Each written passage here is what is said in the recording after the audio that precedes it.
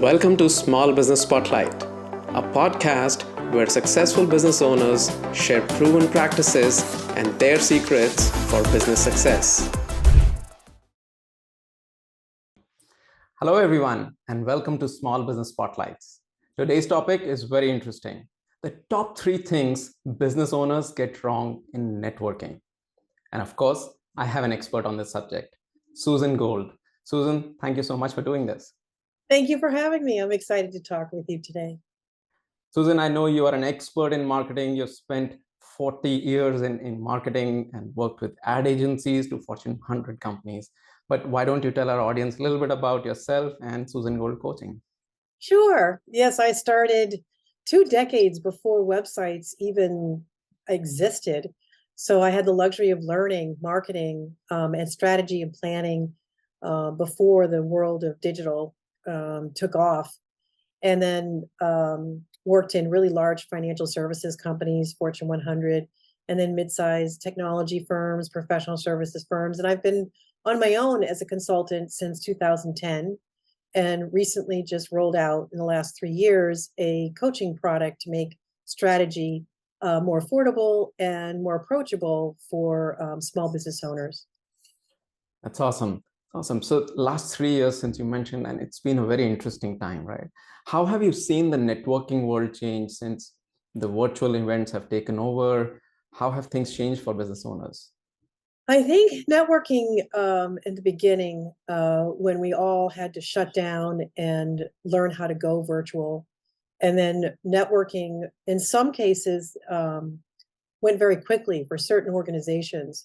And in other networking organizations, it took a long time. I don't know that they thought that this was going to last. I mean, we didn't know. None of us knew, right? True. But what I've seen, how I've seen it change is, networking virtually there's so much more of it available now. And it gives even more people more access to networking, where you wouldn't have time during your day because you have to get in your car, you got to figure out where you're going, you've got to get your coffee. We always have to have our coffee on for networking, right? True And that. then show up. That's if you know exactly where you're going, because how many of us have gotten lost, right? And so now we're delayed, we're looking for parking, all the things that make in-person networking more challenging in the before and the after. But many people still see so much value in being in person. But I think the blend of having virtual is that you can meet more people in less time. True, true, and get to meet awesome people like you, like we met in an Yes, online we met in networking event. networking. Yeah. Yeah. So that brings in some challenges as well, right? So what are the top 3 things you've seen business owners get wrong in networking? Interesting. I just was in a networking group yesterday, and I was speaking with the woman who runs the group, and she and I were talking about this very subject. One of the biggest challenges, even though virtual networking and networking in general has been around for so long, is the biggest missed opportunity is to not take action, to not follow up with people. In these days, because especially with virtual, you generally often will know who's in the room before you attend. Not always, but when you do, it's really important to figure out who are the A-listers that you really want to connect with. And knowing that beforehand, looking for them. Sometimes I have my LinkedIn open while I'm in the networking group. I'll reach out in the chat or on LinkedIn and say, great to see you in this networking room. Would love to connect with you. Some people do the same with me and ask for one-on-ones. So there's a lot of things that can happen during the meeting that you can take advantage of that facilitates that connect with and follow up. But it really is dependent on the second area that I think a lot of networkers miss out on, and that's being unclear who their ideal customer or ideal clients are, or who the strategic partners are that also work with the same type of customer or client. So if you don't have clarity on who your ideal clients are, and ideal customers are, it makes it harder to get an ROI on your networking. Once you are clear, then it's easier to identify people in the room. All right, these are the people I need to meet. These are the people who work with the people that I need to meet. And now I know what to do. I need to follow up.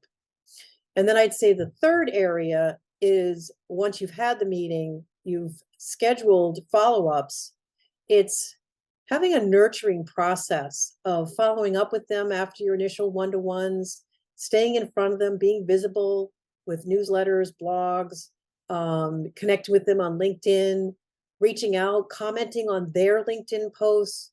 It's just staying in touch with those very important cream of the crop people that you meet in your networking. We're always so busy to move forward that the next new person is the shiny object when we have so much in our current list and current and past list of networking efforts, people we've met, we've done business with in the past.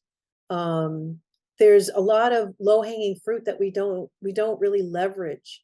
So I would say those are the things that I see most people don't take advantage of.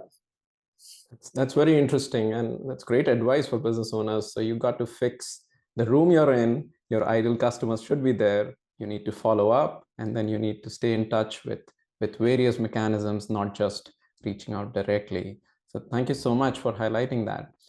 One final question before I let you go. What would be your best advice to business owners who are looking to get more from their networking?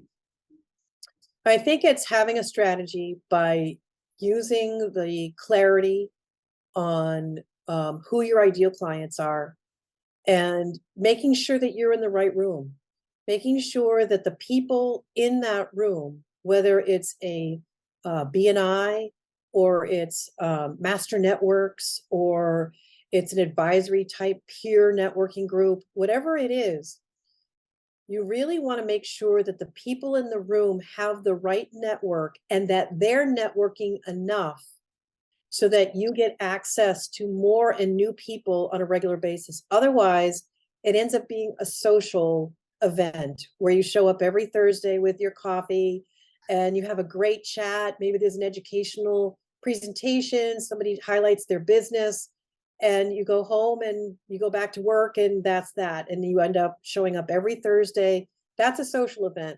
It's not necessarily a networking event. So we all have experienced being in the wrong room, either because the people in the room aren't the right people, or they don't have the right network, or they're hyper local and we need people who are beyond that, or they work with smaller businesses and we need larger businesses. It's very easy to have things misaligned. It takes some time to figure that out. So there's a little bit of a magic in, am I giving this enough time? Am I clear on my ask? Do I know who my need to meets are? And then figuring out, all right, I've given it enough time and this isn't the right room for me. So finding that right balance so that you can move on if you need to find the right room. That's great advice. Thank you so much, Susan. Thanks for doing this. I'm sure our audience can learn a lot from this. Thank you, Rav.